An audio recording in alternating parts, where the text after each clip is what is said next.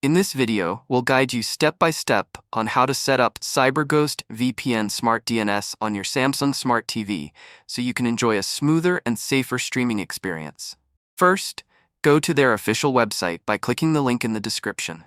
Once there, log into your account by selecting the My Account option.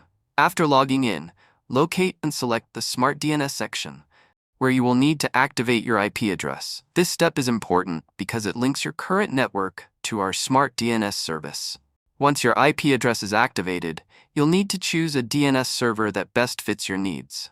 If your goal is to unblock streaming services, make sure you pick a server listed under the Streaming tab, as these are optimized specifically for that purpose. After setting everything up on the website, move over to your Samsung Smart TV. Open the Settings menu, then select the Network option.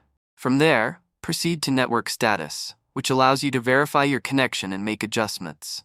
Choose the IP Settings option, and within that menu, select DNS Settings.